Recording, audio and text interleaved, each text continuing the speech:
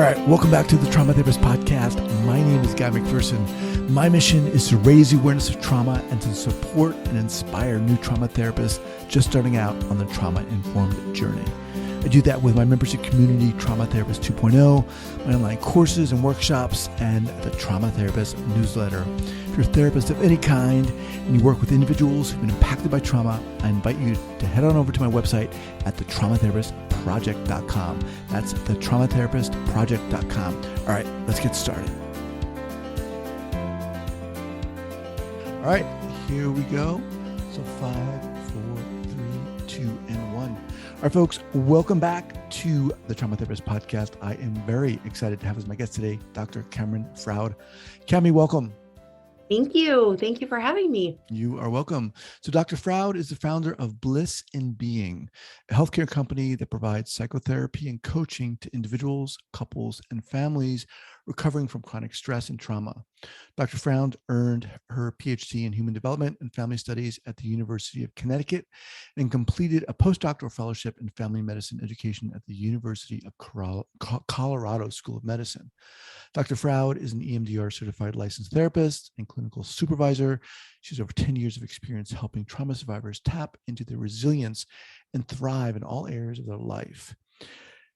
Cami, thank you so much for taking the time. Before we get going, where are you from originally and where are you currently? Yes. So I am an East Coast transplant. So I was born and raised in Boston, Massachusetts, and I'm now in San Francisco. Very similar to myself. Really? Yeah. I'm born in New York and now I'm over on the West Coast. You know, before we got, I was looking at your website and in your About section, you talk about yourself and your experience. And I found it very, vulnerable. And it really touched me. And I'm sure we'll get to it, but I just appreciated it because I think you share an experience that I certainly could relate to, but we'll get into that. But let's get going here. How the heck did you get into this field? I know it was, I feel like I just continued to follow little kernels according to what my clients needed. And when I look back, it was really organic unfolding based on just trying to be the absolute best therapist I could be and really wanting to close the gap in my outcomes. And so I just kept learning and growing and finding new information to help that one patient or one client. And then it would turn again and then again and then again. Yeah.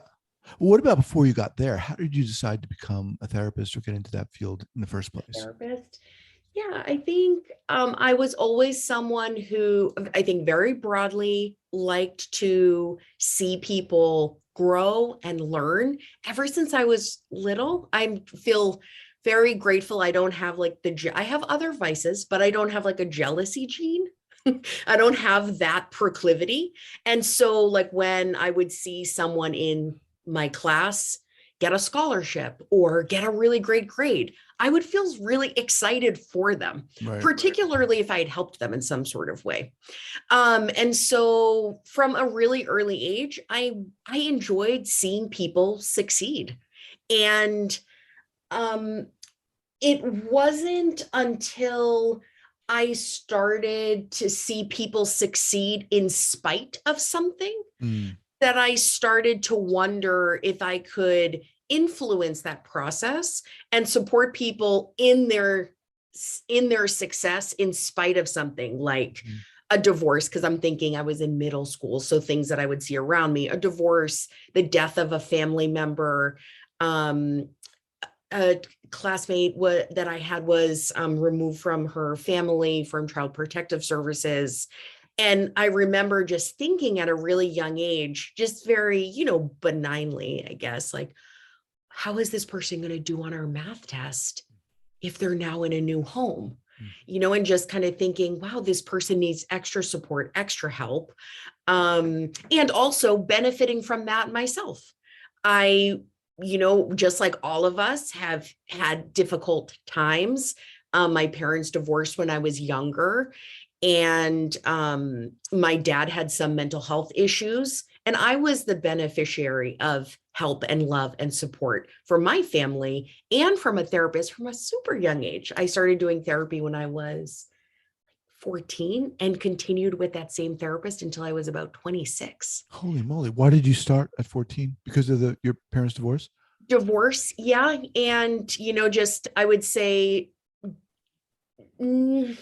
struggling with that like adolescent development, identity development, sexuality, and ended up having some risk factors that my mom was, really thankfully aware. And I think actually a friend of my cousin's friend's mom was a therapist. And so it felt kind of safe. Yeah.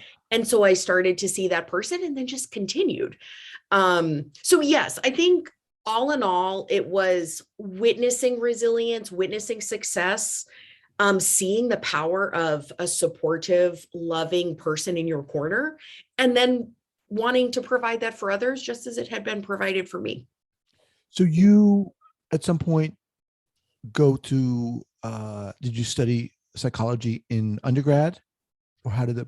Yeah, it's so funny. Like, I'm always also so interested in therapist development with this. Some people knew, like, I want to be a therapist. This is 100%. I just knew I wanted to help people grow and succeed. So I started off in elementary ed.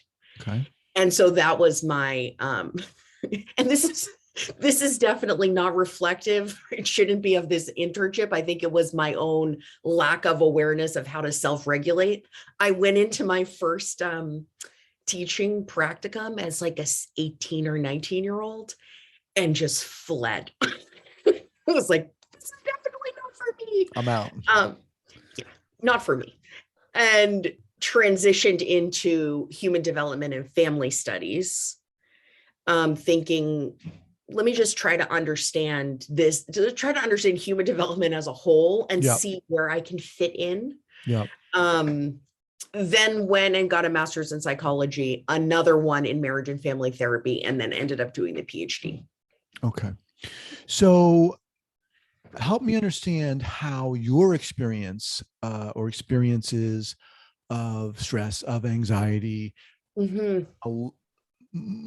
propelled or influenced your movement into helping others with trauma and so forth.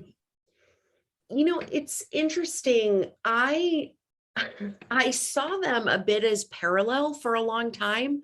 And I would say only in the last probably 6-7 years have really started to integrate my own experience with my practice.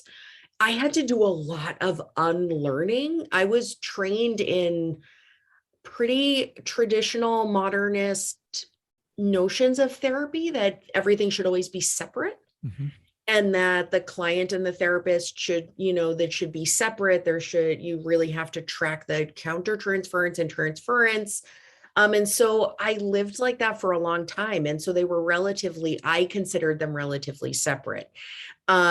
Just for people who maybe not have looked at the About page on my website, I did from a very young age have a lot of anxiety, a ton of anxiety. Let me interrupt you for a second. Yeah. So you said you kept things separate, meaning what, your life and their life, but to what degree were you cognizant or aware of your own anxiety, your own experiences in a sense?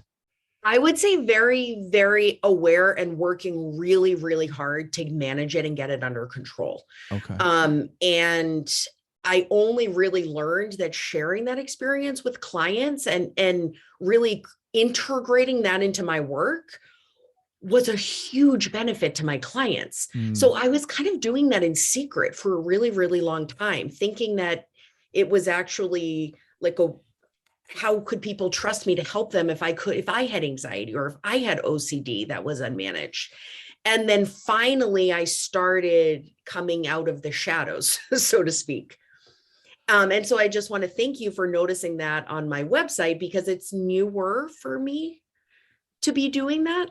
Yeah. And it does take a lot of courage, and it helps people to know that. Well, it humanizes you. I mean, Yes. in my perspective, it humanizes you. And I think that it's, to be experiencing or have experienced anxiety, like I certainly have, Mhm. and it's difficult to separate. It No, is. we're not talking about unethically uh, self-disclosing, right? We're not talking about that. We're talking about, or I'm talking about, being in the moment and being willing to Yes. appropriately, with boundaries, be able to share and be a human. Yes. But were you, I guess, were you aware that your uh, anxiety, or to what degree were you aware that it maybe was impacting your clients? Or, you know what I'm saying? Was it? Yes. So that's the myth of keeping things separate. Right. Yeah. So I was trained to keep things separate and tried my hardest, but of course it's all integrated. And I actually was so grateful I did, in just right in the middle of like a lot of really traditional modernist training, which I have a lot of gratitude for. I think I had great training in many senses. I did a postmodern narrative internship, and Wow. like dead smack in the middle. Where did you do that? Yeah, it's so I did it in Boston at a place called the Home for Little Wanderers, and the very specific program was called Safe at Home, and it was very out of the normal scope, because we actually did in-home family therapy, very intensive, 3 days a week. We were connected to Child Protective Services, so we were working to reintegrate families. And usually that would be like, very structured, behaviorally based, but they did a full narrative approach. And so when I went there, they just turned everything upside down that I had learned. And that's really where I first began to learn integrating self. You Mhm. had someone on the podcast who talked about, she's a somatic based worker massage therapist who works with Bessel van der Kolk. She does a lot of trainings. Oh, was that Lisa? Yeah. Lisa Sky, And yeah. yes, Sky. Yeah. And she was talking about just that minute tracking of your body when you're with another person. And it kind of reminded me a little bit of Hikomi therapy, that idea of just like, when another person walks by you, when another person shows up in front of you, what exactly is going on in your nervous system? And instead of separating it, Hmm. putting it away, actually trying to attend to it in that moment, and recognizing that it might give you some information about the clinical work that you're doing with this family. Hmm. Or it might not be relevant, and that's something you need to work on in your personal therapy, Hmm. for Hmm. example. Mhm. So very interesting. And that sounds like an awesome internship. How did you, how did that sit with you? I mean, you said it kind of turned things on its head. Yes. Yeah. I shockingly, I was anxious about it. But I think what I learned was that that when you have a loving, supportive group of people around you who have faith in your ability to move through difficult things, and this is a behavioral term, but you can do those exposures. And I just continue, was working with a therapist at that time, and she framed it as exposures. She's like, Kimmy, just try it. When they ask you what was coming up for you when you were working with that client, just tell them, just try and work through it and move through the emotions of anxiety. Try to understand what is the negative core cognition that's kind of blocking this sharing. Is it, I have to be perfect to be loved? I have to, I have to be logical to be respected. What is the negative core cognition that's blocking the sharing? What were they for you? I mean, obviously it might be different in a lot of different instances, but Yeah. I think I definitely was, as someone who lived with OCD and anxiety, I had ideas that I had to be perfect. I had to be linear and rational in order to be respected and in order Mhm. to make sense. I had ideas that I inherently had to make up for something.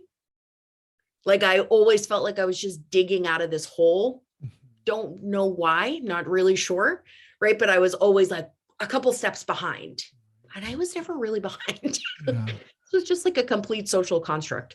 Yeah, I Um, appreciate you sharing that. For me, when I got out of grad school and was seeing clients, um, I felt like I mean, not unlike a lot of new therapists, but I felt like I had to be this own ideal of a therapist that I had constructed. mm, And from my own experience as a young kid, feeling like I wasn't smart enough, I felt like I had to have all the answers. And that drove a lot of the way I was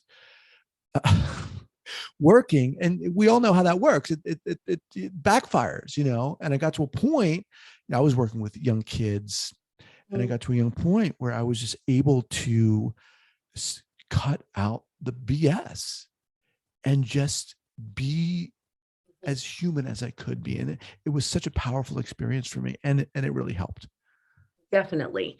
Yeah, So, I think, I was a mentor always, would told me really far back that it's really important to have a really compelling and important clinical question, because whatever your question is, that's what your conversations are going to be about. That's what the outcomes are going to be about. So you have to have it should, if someone comes in and says, why am I damaged? Right. Then that's what you're going to be talking about.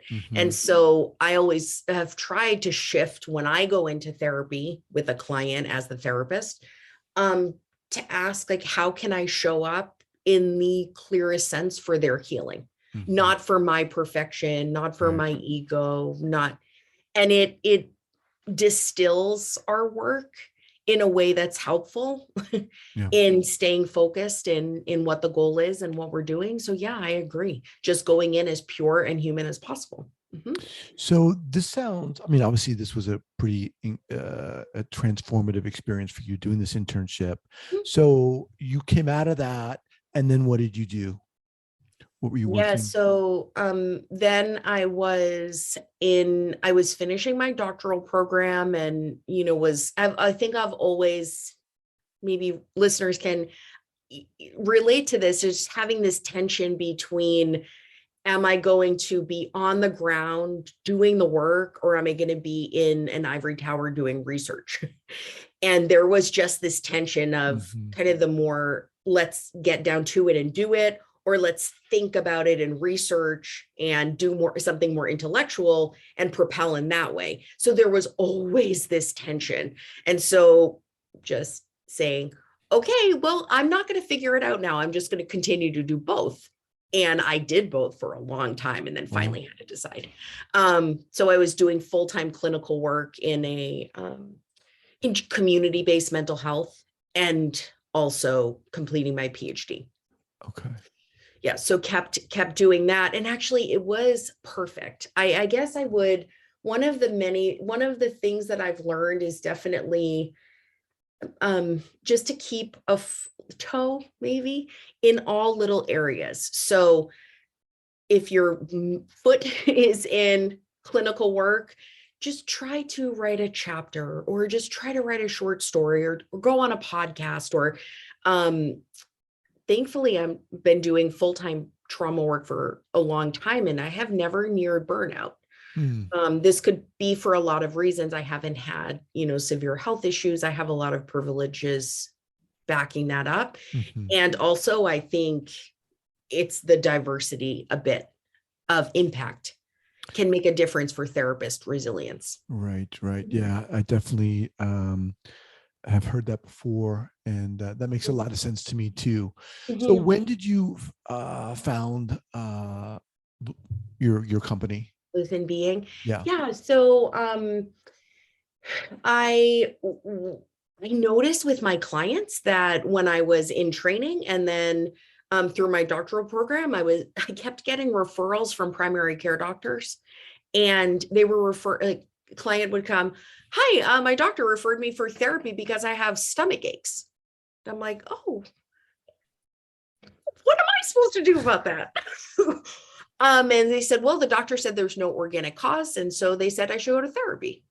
And so I was getting this migraines. And I think this is true for a lot of therapists. Primary care doctors refer us um, unexplained medical issues that they imagine or they hypothesize have a psychosomatic element. But that doesn't mean we're all equipped to work with Mm-hmm. people whose trauma and stress is showing up somatically. So anyway, I go through this and my outcomes were not, when I was training, people love to meet with me, but they still had stomach aches. Mm-hmm. And so it caused me to go and pursue, I did a postdoctoral fellowship in medical family therapy. So I really wanted to understand how I could support clients in navigating a really complex medical system, Wow. advocating for their needs while also being in therapy to tend to their somatic issues. And so I feel like that fellowship taught me that. It's a wonderful fellowship for people who are interested in doing that. It's through the University of Colorado School of Medicine. And you are a fellow, it's paid, and you're a fellow in a primary care center. Nice. And what you learn is you learn how to integrate into a medical office. And then the coolest part is you teach medical residents about the psychosocial aspects of medicine. Mm-hmm. And so you would go into an office with a medical resident and you would work together. It was really amazing. This then led over to a job where I was actually working to build a medical family therapy internship for therapists, and then also a residency program that was brand new through UCSF. Wanted to build a behavioral health curriculum, and they wanted to do integrated behavioral health in their clinic. So I kind of jumped over into medical family therapy really hardcore Mm-hmm. in terms of supporting institutions really in building programs for integrated behavioral health.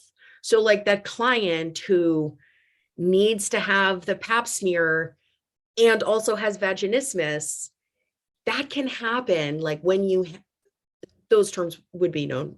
It's so that can happen when you have an integrated behaviorist there. Right, right. Right. So when you're working together, so just kind of teaching those things and teaching systems, medical systems, how to integrate behavioral health.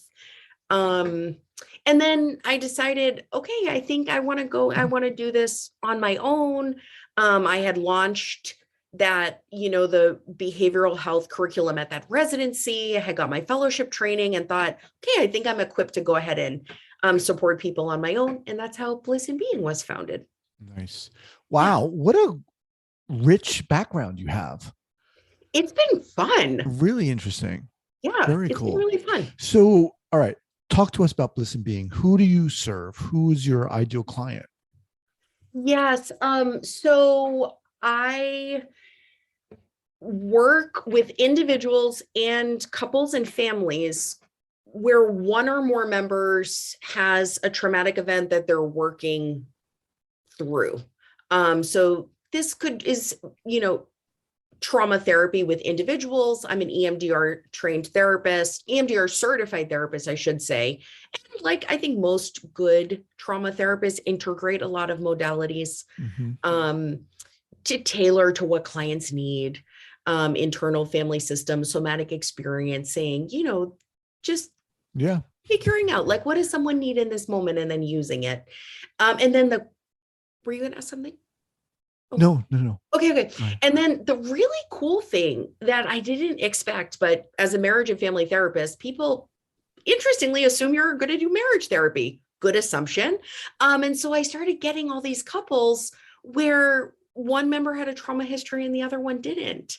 Interesting. And they're so lost and they love each other so much. And it felt like a cultural distinction, actually, like the culture of trauma. Mm-hmm. And the other person just like had no idea, like they just hadn't experienced trauma, like lowercase or uppercase. Right. And it was causing major issues in the relationship. And so I've started working with couples more and more who are trying to navigate building a relationship through trauma. And then, of course, families, kind of the same thing. Yeah, yeah, yeah. That's very interesting. I mean, I can imagine what that might look like with when one partner has experienced trauma and the other hasn't. But can you maybe share an example, get a little more specific of what you've seen? Obviously, you know, Yeah, not with sharing names and stuff like, confidentiality. yeah.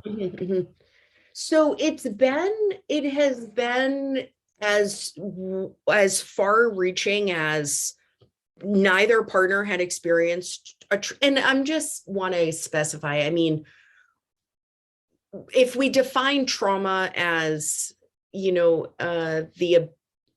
event that surpasses the ability to cope, most everyone has had at least a couple of experiences with that.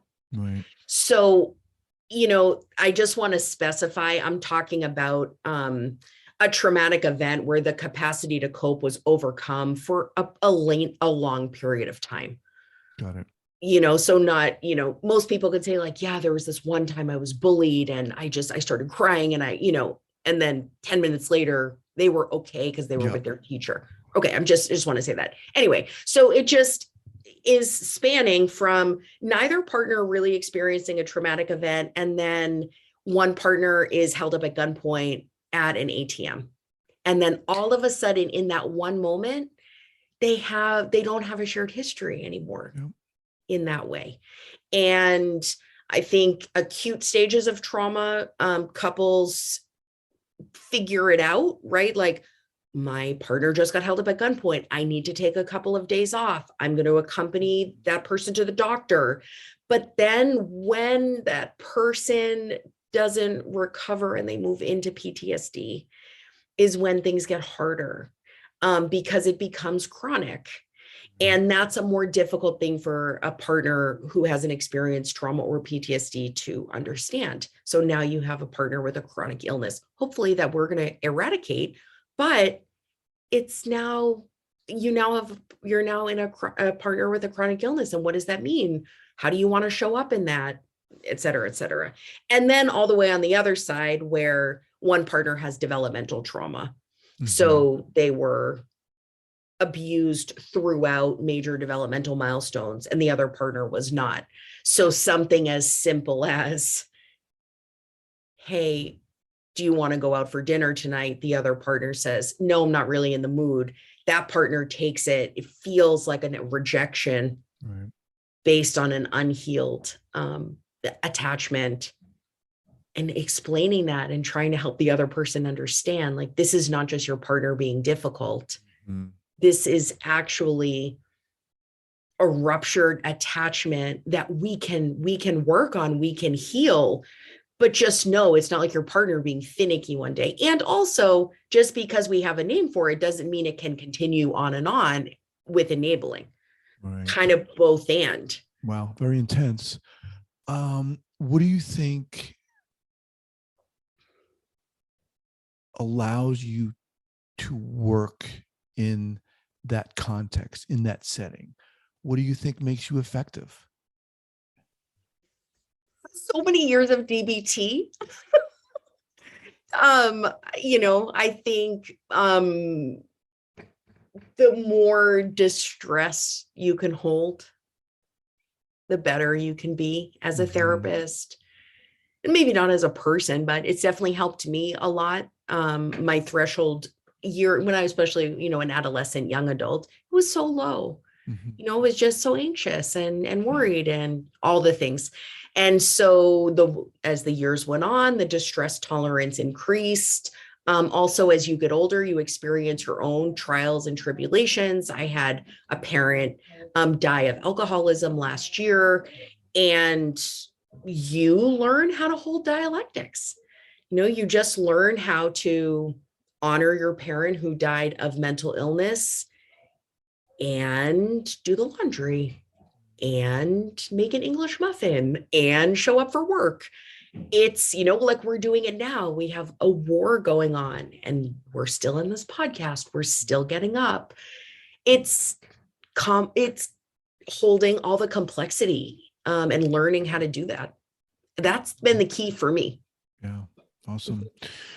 All right, Cami, as we wind down here, what's the best way for people to get in contact with you?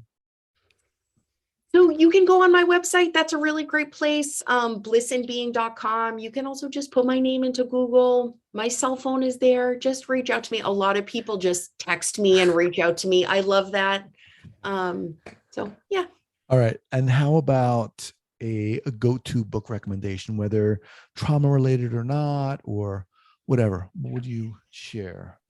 Yeah. So I would say the mind-gut connection. Mind-gut connection. It's called the mind-gut connection, how the hidden conversation within our bodies impacts our mood, our choices, and our health.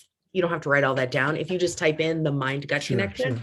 Sure. But it is the amount of people I see with gastrointestinal issues it's the number one complaint. Really?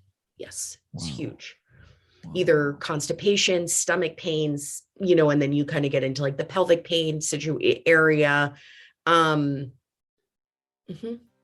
And it's very, very connected to mood. Wow. Yeah. Awesome. A lot of connections there. Neurobiological. Look, you are so inspiring. And like I said, your background is just crazy rich. I mean, it's awesome. And thank you so much for taking the time to do this. You're so awesome. Thank you. Thank you. I appreciate that. All right. We'll be in touch. Bye. Bye-bye. Thank you so much for listening and supporting this podcast. And if you'd like to join the hundreds of other therapists who are each month keeping up to date and informed and inspired about what's going on in the world of trauma, I'd love to invite you to head on over to the Trauma Therapist newsletter. That's the traumatherapistnewsletter.com.